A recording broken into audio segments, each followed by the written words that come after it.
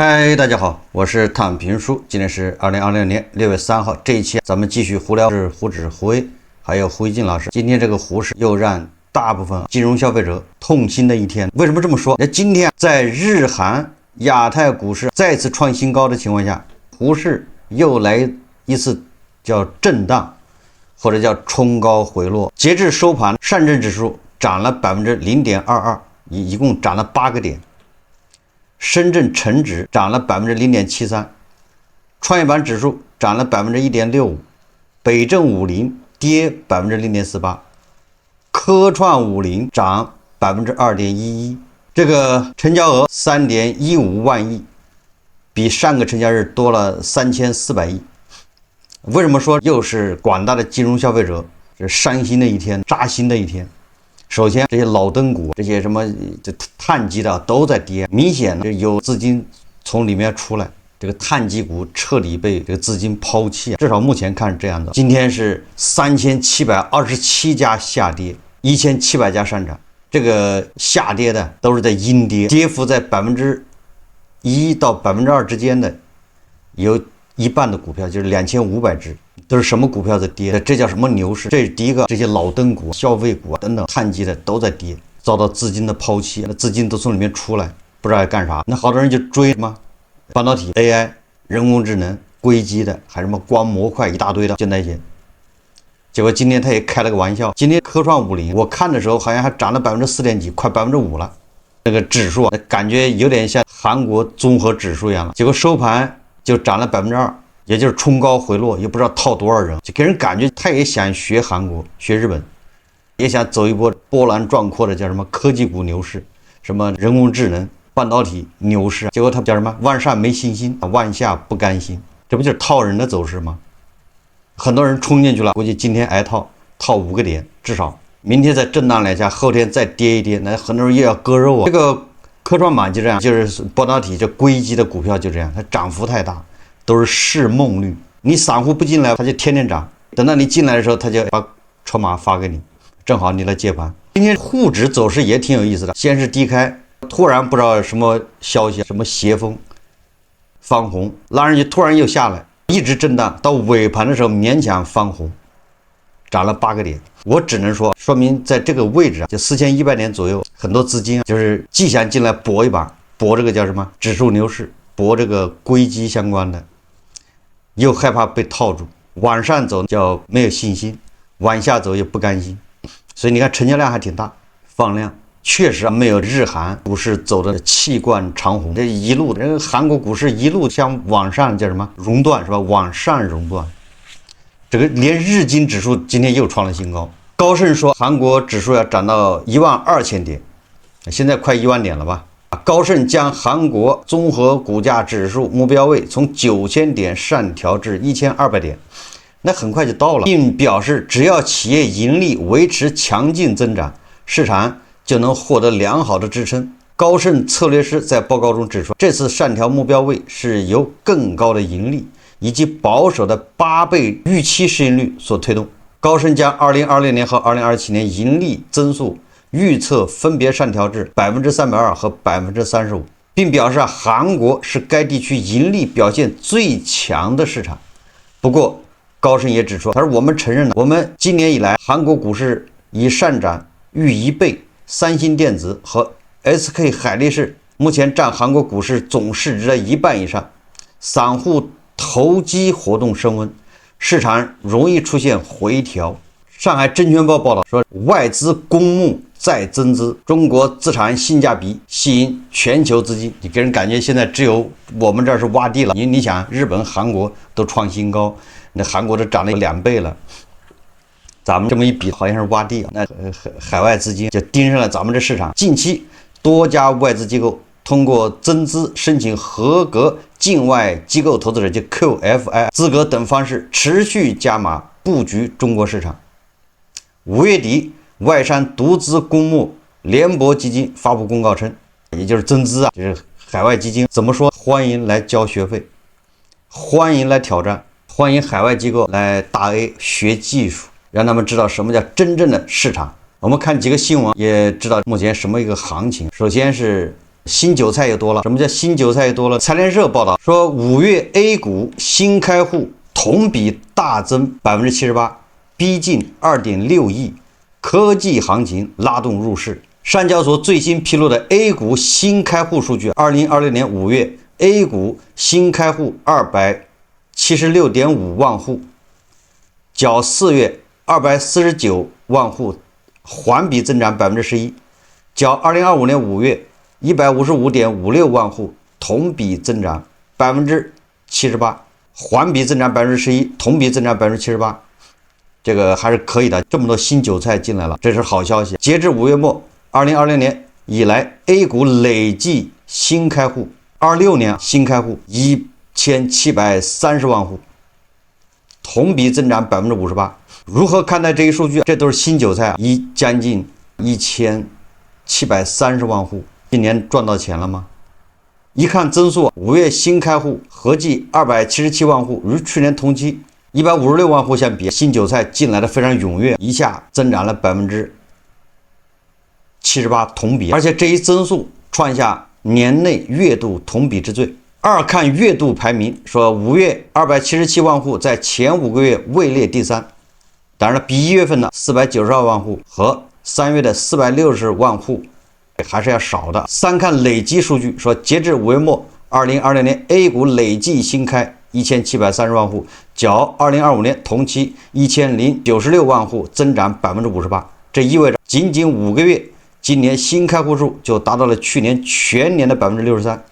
按照這個速度說2026年全年新開戶有望突破3000萬大關。好了，對吧？2026年有3000萬新韭菜進來，只能說祝福這些新韭菜。值得關注的是，5月 A 股延續了4月極致分化的結構性行情，上證指數全月微跌1%，創業板卻大漲9.8%，科創板大漲11.5%，AI 硬件產業鏈成為唯一的主線，就是硅基這個產業鏈。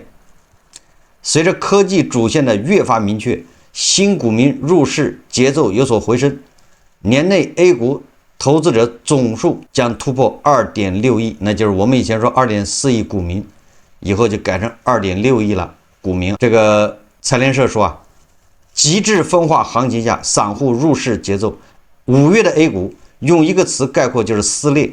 上證指數全月收跌1%，月初衝高試探4200點後震盪回落，但創業板指數大漲9.8%，科創50漲了11.5%，兩者均刷新階段高點，硅基的成為全月資金主攻方向，月內多次出現批量個股漲停，而這個碳基是白酒、醫藥、農林牧漁、地產、鋼鐵持續承壓下行。你看，財聯社說，全市場就整個5月份70%的股票是下跌的。在這種極致分化的行情下 ，A 股新開戶的增長也受影響，這在4月的 A 股新開戶上已有體現。大盤整體賺錢效應遠不及什麼局部熱點，多數普通投資者看不懂賽道行情，缺乏參與切入點，入場意願有所降溫。那可不，你全部是科技股在漲，完了你科技股講的也是市夢率。都是市盈率2萬，那你說新韭菜進來敢閉着眼買嗎？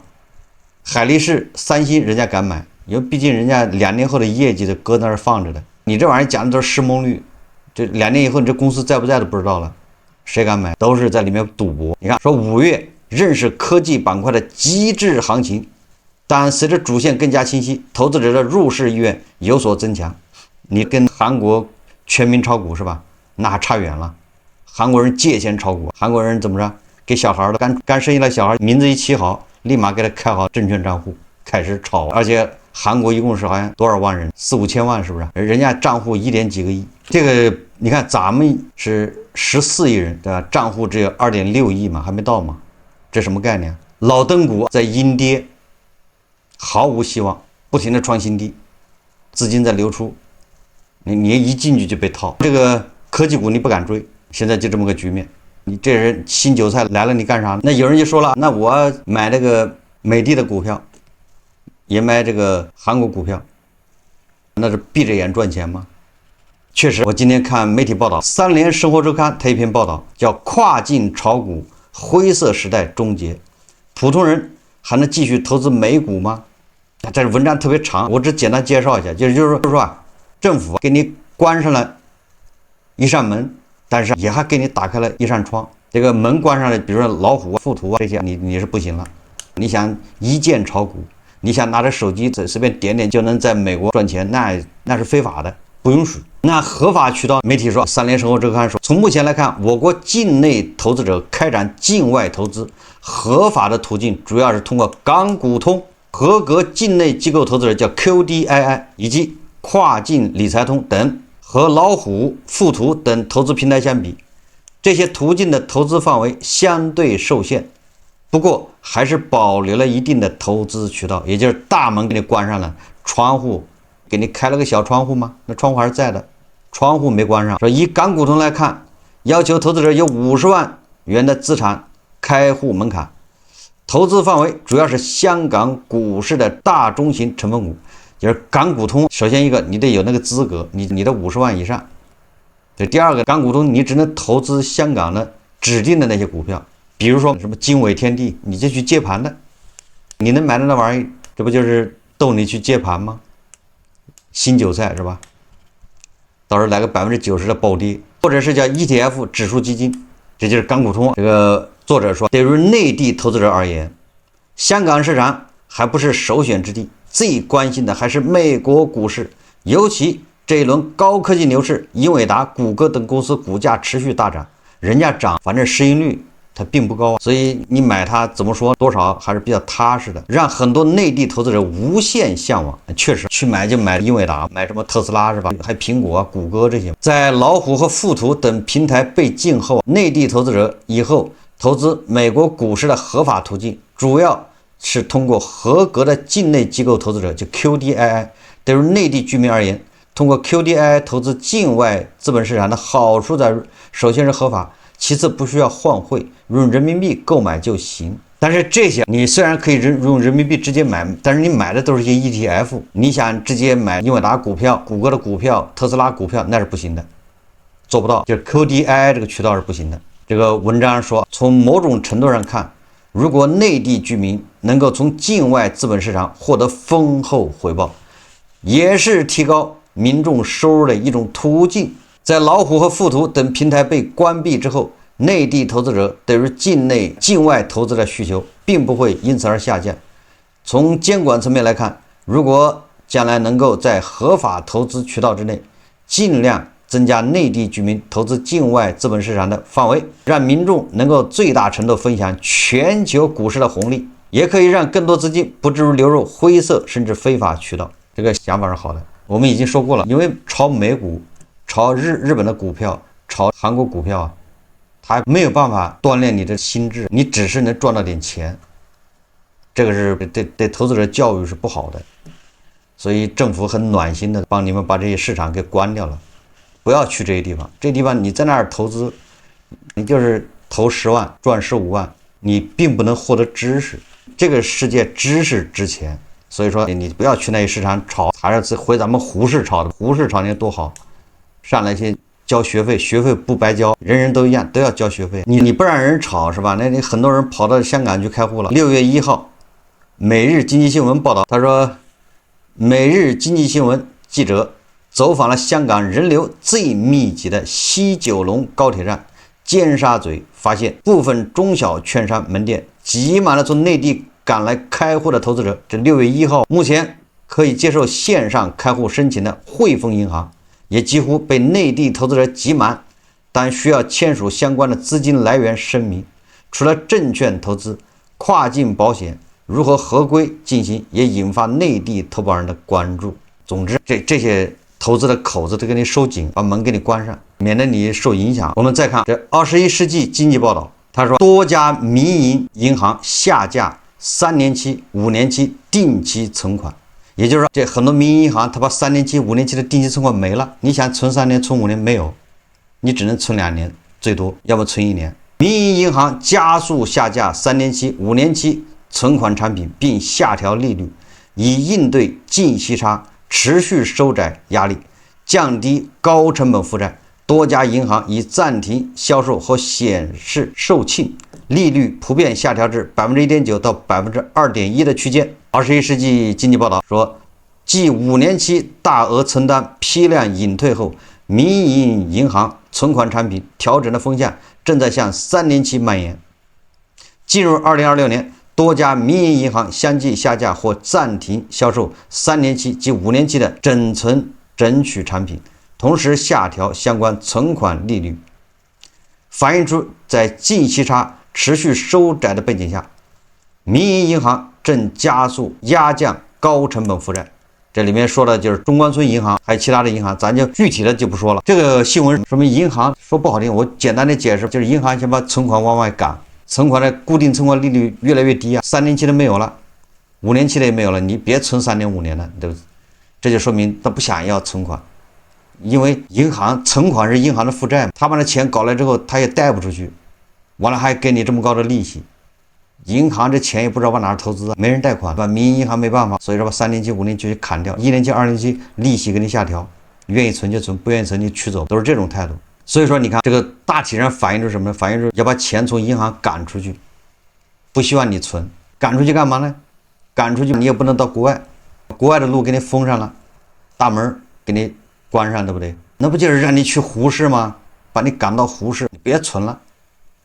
趕到胡市幹什麼？這邊老登股在下跌，你也不敢接。那邊牛市，牛市指的是指數和科技股，這個危機相關的，你去接盤吧。這不有這一個月多了100萬還是100多萬的新韭菜嗎？今年1年要多3000萬的新韭菜。你看，它這是一套組合拳，逼着你去接盤。你想去海外的什麼美股去炒，沒門兒。你說我去炒香港的，炒這個韓國的海力士，沒門兒。你老老實實給我在胡市炒，胡市炒什麼？胡市就是去接盤了。老虎證券6月12日起將停止存量用戶中國境內的開倉和加倉。從這個月12號開始，如果你是在國內，你手機上裝了一個老虎證券，你以前在這什麼直接一鍵買賣，對不對？好了。從6月12號開始，也就是你只能賣不能買。你說我再加倉，不行，加不了倉了。地保老人來了也不行，想加倉沒門。你說我重開倉，我再買新的股票沒戲。你现在只有賣出，但有人說我就是不賣，對不对？我就是不動，這個也不行。2年之內給你2年時間。有人說我倒霉的，我點兒背，我買了一只股票被套了，但是10美元一股買的，現在只剩1美元了，或者3美元。本來是準備的等着解套，那也不管，2年以內你必須賣掉。財新網看那篇文章叫圍堵違規跨境炒股。2020年5月22號，中國證監會聯合7部委出台綜合整治非法跨境證券期貨經紀經營活動實施方案。香港證監會已同步更新內地客戶赴港開戶規則。這些舉措會造成一個什麼現象？你越這樣，這個韭菜他越覺得有風險，這有點像逆反心理一樣的。韭菜一想發現這不行，你不讓我出去炒，那就更得要出去炒。你不讓我在這開戶，那行，那乾脆的他想辦法螞蟻搬家，把這紅票子全換成綠票子，人家移民了。真的這樣，你就把人逼走了。好多人本來他不想走的，對不對？他還覺得還可以在這待着，通過這些券商可以炒全球的股票，也很方便。有一部分人他就不願意走，但是現在你這麼一整，那人家只能下定決心離開，叫惹不起躲得起。這些人他一旦嘗到了甜頭，他通過美股，通過日韓股票或者房地產，他們已經賺到錢了，嘗到甜頭了。你說這時候不讓他幹，怎麼可能？你讓他回來炒胡市，這不是難為人家嗎？所以很多人肯定是要走的。那今天我們再看個新聞，這個新聞就有意思了。監管部門又有一個大老虎進去了，退休10年了進去了。監管部門的大老虎，這個財新網報道，中央巡視辦的原主任叫李小紅被查，曾在金融紀檢領域工作多年。他這個也很長，我們簡單介紹一下。說據財新多方獲悉，5月21日前後，李小紅被有關部門帶走調查，隨後至少有4人牽涉調查，也就是他一抓着就是拔出蘿蔔帶出泥。好，4個人，哪4個人？包括其秘書，目前在證監會任職的趙大偉，以及中信建投原總裁祁亮，原監視长李世华，原保监代表人王立武。你看这4个人全部是监管部门的，对不对？中信建投那是券商，反正都是这个系统裡面的。那这哥们实际上是监管部门裡面的一个大老虎。我們的監管部門都是這樣的人，那你說他監管啥？你就知道為什麼胡適這些欺詐善事、財務造假、大股東佔用、違法違規減持，就抓都抓不完，知道為啥了吧？答案就在這兒。現年73歲，已經退休9年，官宣落馬。他是證監會紀委書記，在證監會裡面他是管腐敗的、監管的、監督，他是紀委書記。那你說連監管部門裡面的監管都是腐敗分子，為什麼這麼多人還覺得這個市場可以玩？最後我們再看一下胡錦老師最近有點懷舊，最近不是網上就說天涯社區又復活了嘛，對吧？我10幾年前我是天涯社區的用戶，我經常在天涯社區上面瀏覽。我記得以前天涯和什麼貓眼，哎，我是經常看的，國內的。但是天涯後來從什麼時候開始就不是他通知我說，也不知道從什麼時候開始就不看了，不知道從什麼時候開始。我記得我的印象中，我回憶了一下，好像自從有了微博之後，天涯就看得少了，慢慢的天涯就不怎麼看了，因為天涯上面後來我感覺水帖就越來越多，你知道吧？那後來天涯就不行了，天涯後來成了老賴，是吧？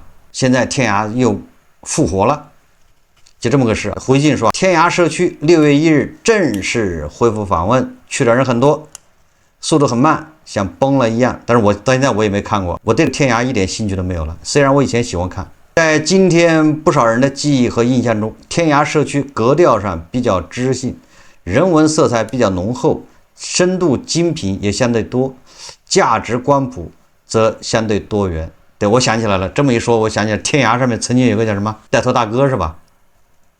他天天在天涯上發帖子教人炒股，他叫帶頭大哥。好像是有一個這個在那兒裝神弄鬼，後來這哥們被抓了。我印象中天天預測股市嘛，叫帶頭大哥嘛。天涯社區作為移動互聯網時代之前的最大 BBS 平台，當年上面什麼亂七八糟的東西都有，裡面不乏知性理性的東西，但是低格調的也都應有盡有。這麼說吧，它是那個時代真正的大雜燴。這是回信老師說，天涯社區沒有跟上移動互聯網，更敗給了算法，因而後來衰落了。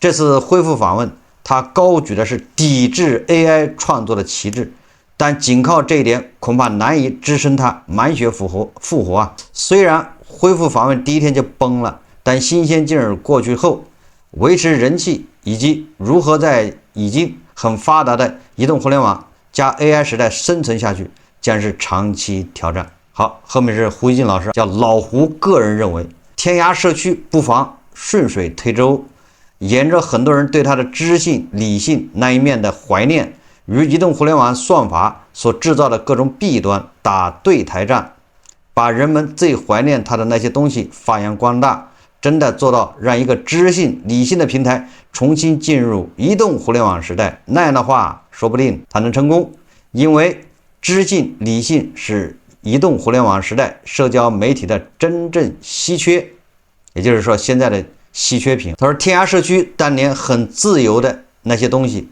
今天做大了的社交平台上大得有，而且比當年天涯社區裡面的表現更加激進，尤其是算法推動，強化了對激烈表達的追求和信息繭房的效應。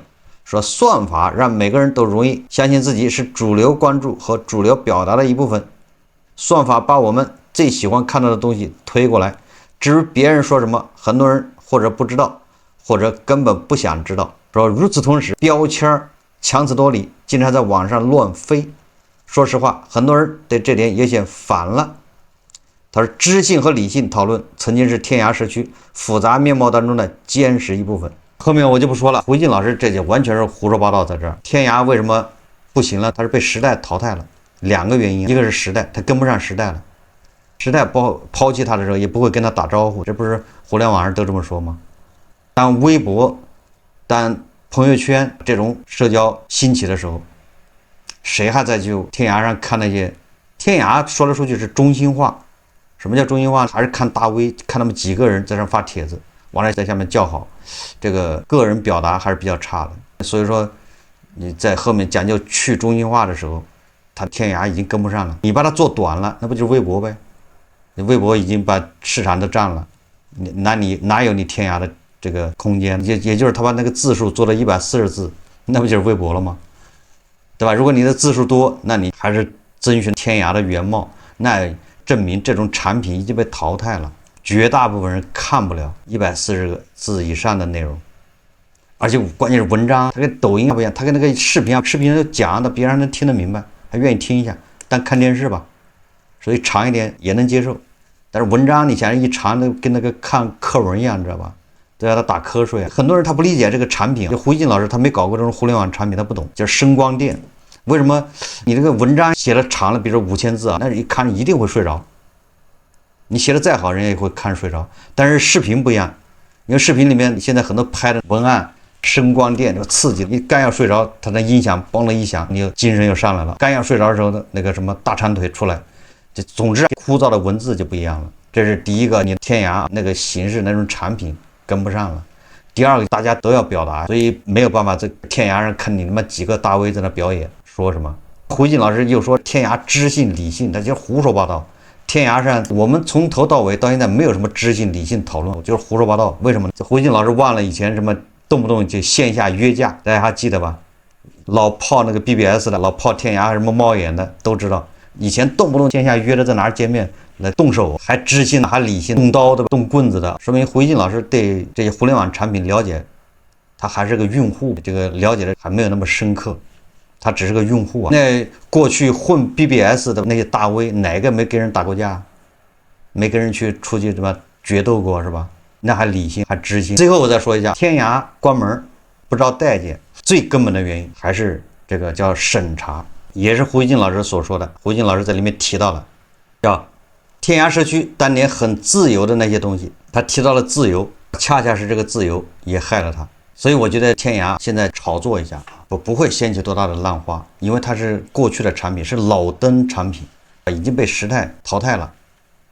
你現在你把以前的那一套恢復啊，那首先你審核你過不去。